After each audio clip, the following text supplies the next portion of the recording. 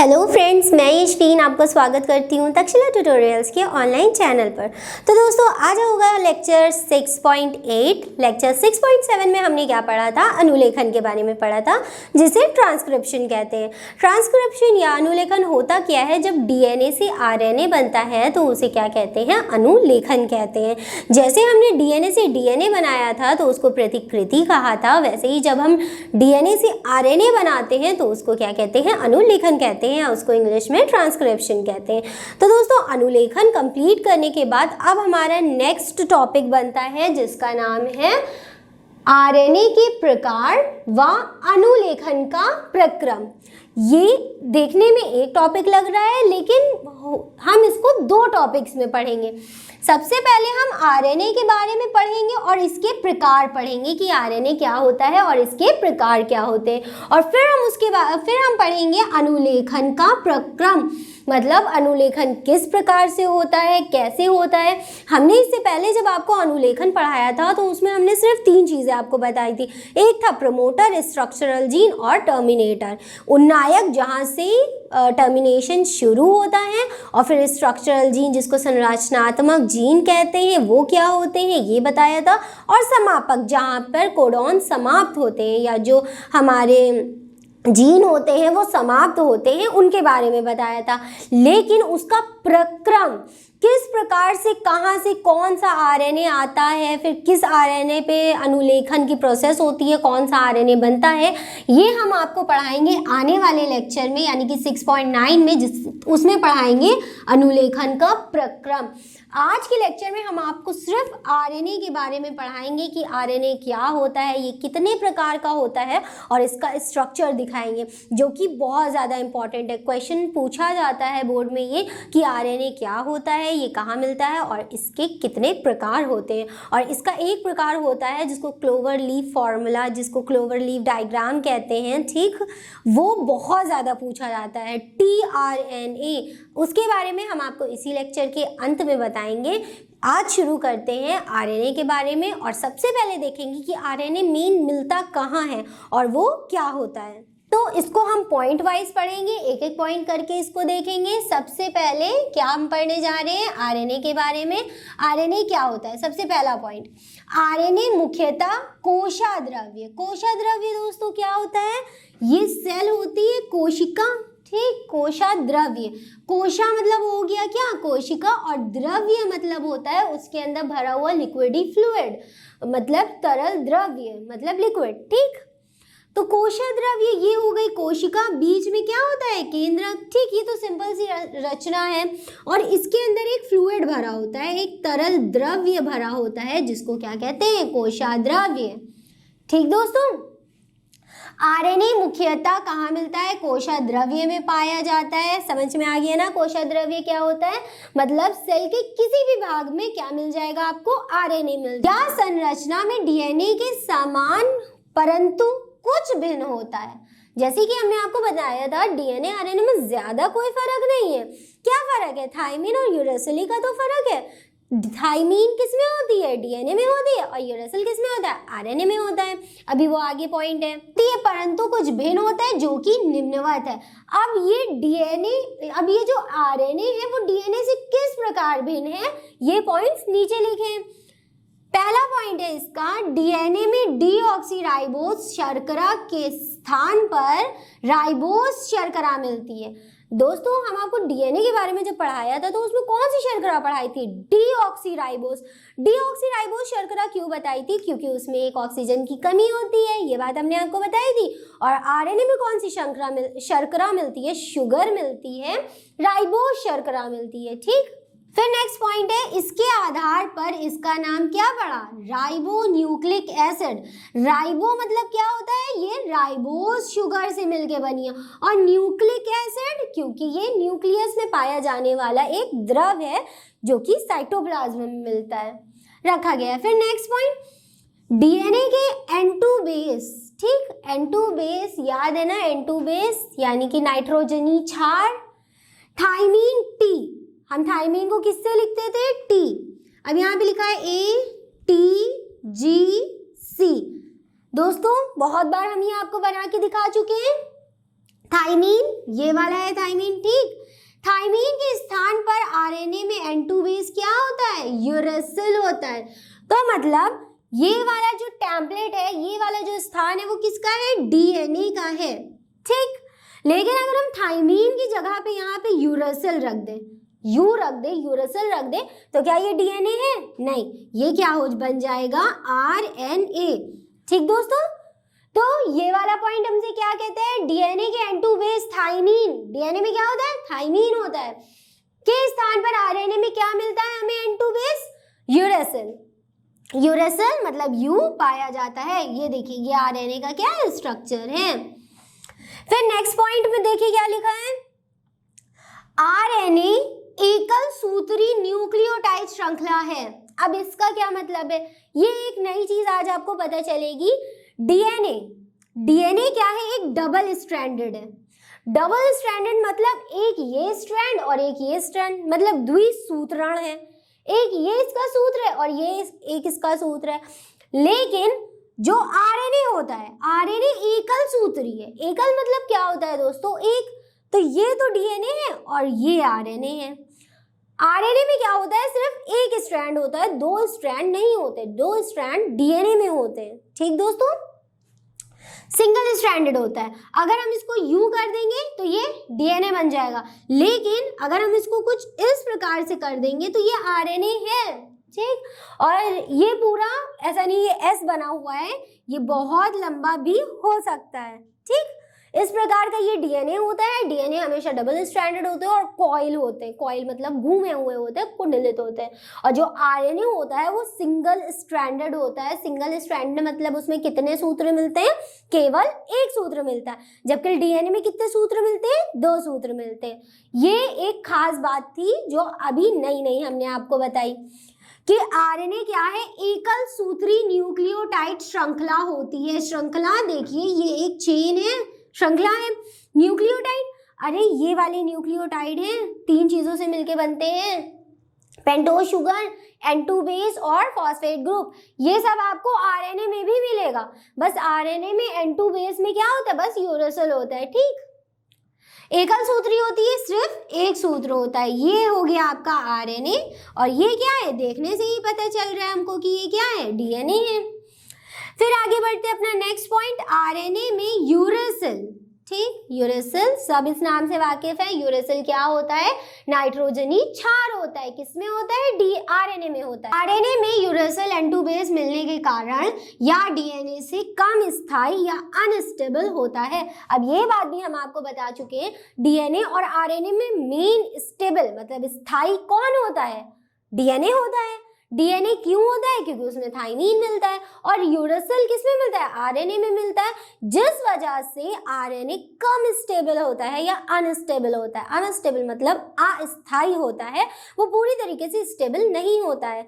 और एक बात और हमने आपको बताई थी कि आरएनए से ही कौन बना है, डीएनए बना है। मतलब पहला आनुवांशिक पदार्थ कौन था, आरएनए था। आरएनए से डीएनए इसलिए बना क्योंकि आरएनए अनस्टेबल था, अस्थायी था, जिसकी वजह से उसकी पूरी आवश्यकताएं पूरी नहीं हो पा रही थी, जिस वजह से उसमें उत्परिवर्तन हुआ और डीएनए से क्या बन गया, आरएनए बन गया। जिस वजह से आरएनए से क्या बन गया, डीएनए बन गया, जिसकी वजह से डीएनए ज्यादा स्टेबल है आरएनए से। ये पॉइंट यही कहता है, आरएनए में यूरेसिल N2 बेस मिलने के कारण यहाँ डीएनए से कम स्थायी या अनस्टेबल होता है। कम स्थायी कह लिए या अस्थायी कह लिए, इज दैट सेम थिंग। फिर दूसरा पॉइंट हमारा है, आरएनए में एंजाइम का गुण भी पाया जाता है। ठीक दोस्तों, आरएनए एक ऐसा अणु है जिसमें एंजाइम्स का भी गुण हमें मिलता है। लास्ट वाला पॉइंट है, आरएनए का निर्माण आनुवांशिक डीएनए से अनुलेखन की क्रिया द्वारा होता है। जस्ट इससे पहले अभी हमने आपको अनुलेखन पढ़ाया था ना, ट्रांसक्रिप्शन, उसमें हमने क्या किया था, डीएनए से क्या बनाया था दोस्तों, आरएनए बनाया था ना। तो बस डीएनए से आरएनए बनता है, ये वाला पॉइंट कहता है। आरएनए का निर्माण किससे होता है, आनुवांशिक डीएनए के अनुलेखन की क्रिया से, जो कि अभी इससे पहले हमने आपको पढ़ाई थी लेक्चर 6.7 में। तो दोस्तों यहाँ तक कि ये कुछ पॉइंट्स थे जो आरएनए को दर्शा रहे थे कि आरएनए क्या होता है, कहाँ मिलता है, उसका नेचर कैसा है, उसकी संरचना कैसी है, ये सब हमने आपको बता दिया।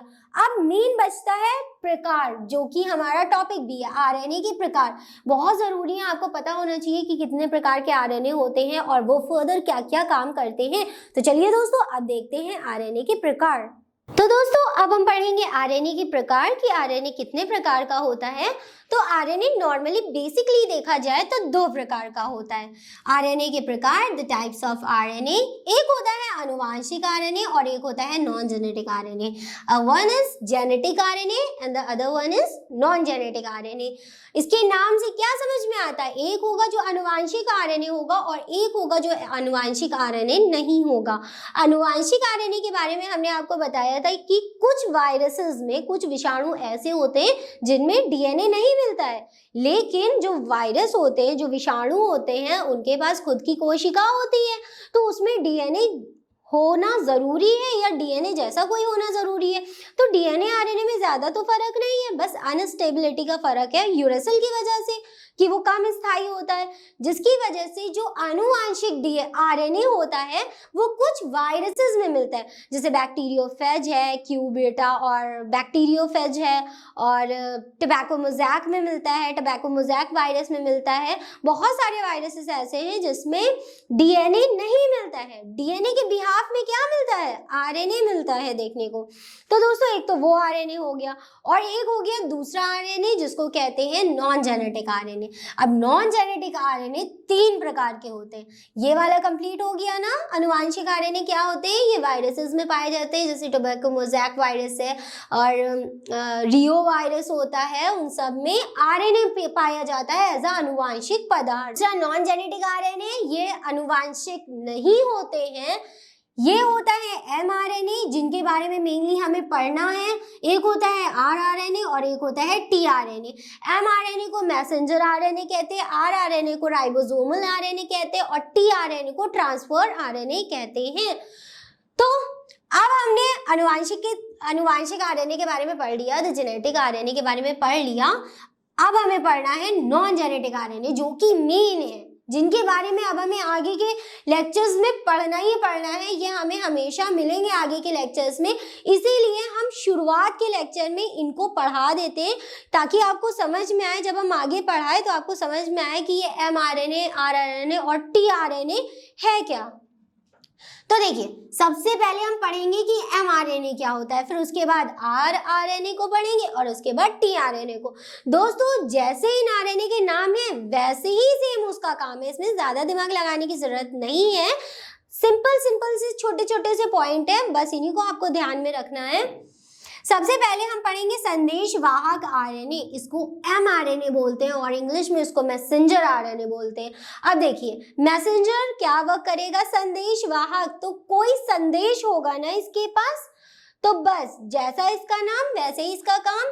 अब सबसे पहले ये हमें मिलता कहाँ है, इसका निर्माण केंद्रक में उपस्थित डीएनए पर अनुलेखन की क्रिया के रूप में होता है।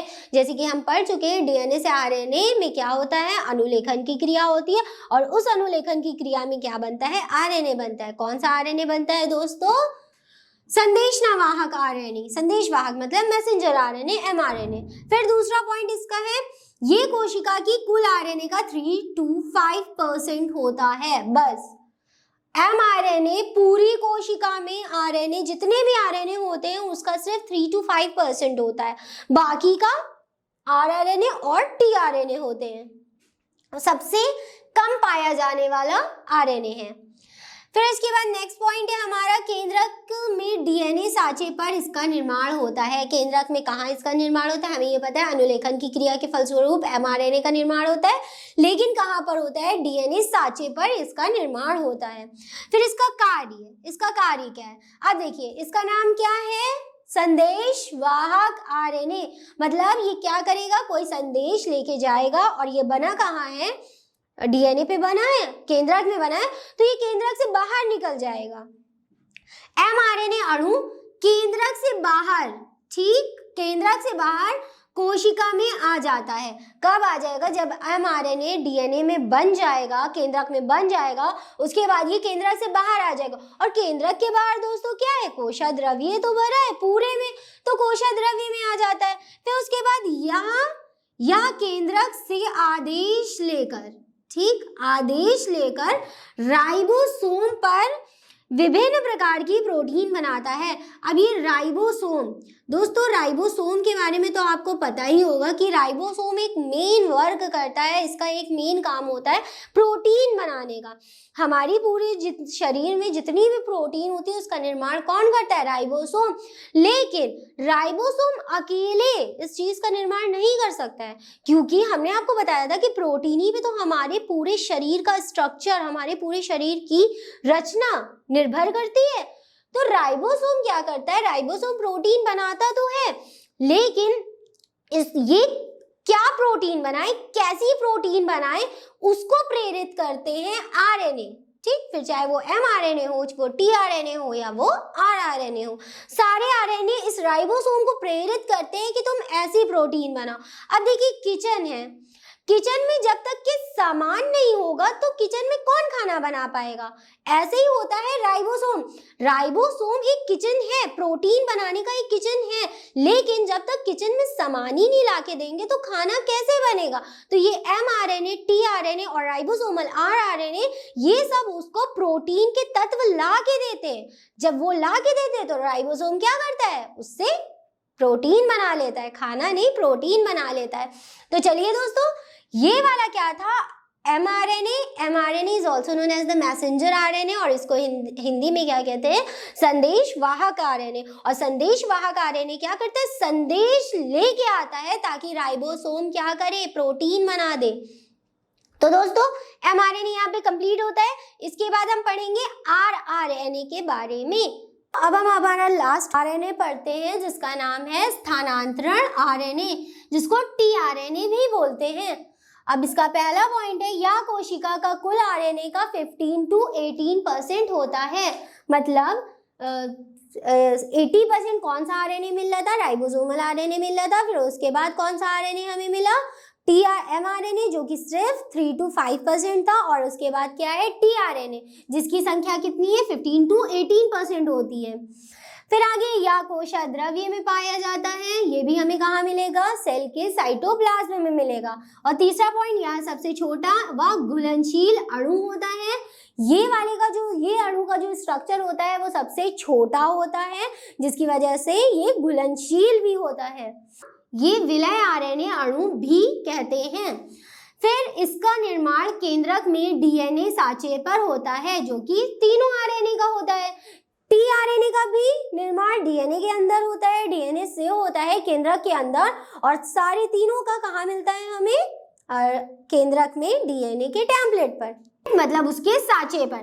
फिर इसका कार्य क्या होता है? अब दोस्तों जैसे इसका नाम वैसे इसका काम, ये सभी प्रकार के अमीनो अम्लों को राइबोसोम्स पर लाते हैं जहां प्रोटीन का संश्लेषण होता है।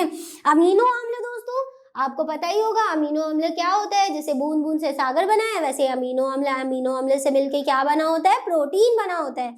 जैसे कि एक एमिनो एसिड प्लस दूसरा एमिनो एसिड प्लस तीसरा एमिनो एसिड और सो ऑन, ऐसे बहुत सारे अमीनो एसिड्स हैं, और ये सारे अमीनो एसिड्स आपस में मिलके क्या बना देते हैं? प्रोटीन बना देते हैं।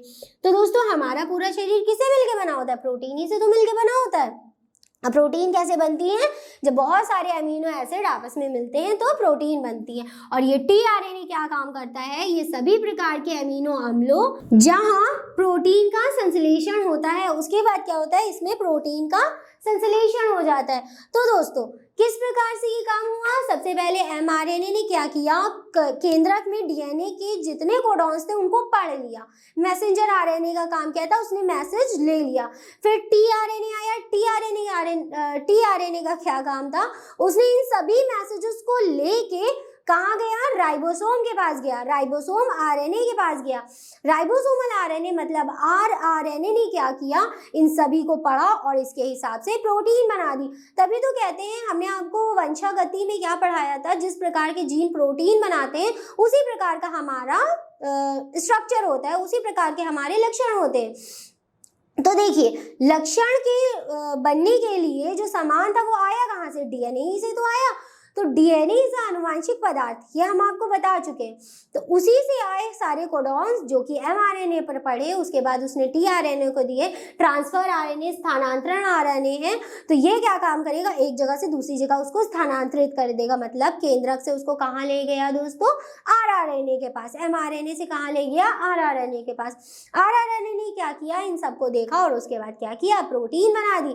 जिस प्रकार का मैसेज आया था उसी प्रकार की प्रोटीन बन गई। अब मैसेज अगर एमआरएनए अच्छा लाता तो प्रोटीन अच्छी बन जाएगी। एमआरएनए अगर मैसेज गलत देगा तो वो गलत प्रोटीन बन जाएगी। और अगर कोई खराब प्रोटीन बनती है तो वो आपके लक्षण के लिए खराब होती है या फिर उससे कोई रोग उत्पन्न होता है। तो टीआरएनए अभी हमारा यहाँ पे खत्म नहीं हुआ। टीआरएनए के बारे में तो हमने पढ़ लिया, लेकिन अब इसका मॉडल भी बनाते हैं। मॉडल मतलब एक इसका छोटा सा स्ट्रक्चर है जो कि कुछ प्लस आकार से बनता है। कुछ इस प्रकार का इसका स्ट्रक्चर बनता है। ठीक दोस्तों, यहाँ पर होते हैं अमीनो अम्ल। अमीनो अम्ल, यहाँ से कोडिंग इसकी स्टार्ट हो जाती है। इसको क्लोवर लीफ फॉर्मूला भी बोलते हैं या क्लोवर लीफ मॉडल बोलते हैं, इस वजह से क्योंकि ये कुछ पत्ती के आकार की संरचना होती है। और इसमें जो है यहाँ पर क्या लगे होते हैं? कोडॉन्स लगे होते हैं जो कि एमआरएनए से आते होते हैं। और यही कोडॉन्स जाके ये किसको दे देगा? राइबोसोम को दे देगा। और राइबोसोम क्या करेगा? राइबोसोमल आरआरएनए क्या करेगा? उसकी प्रोटीन बना देगा।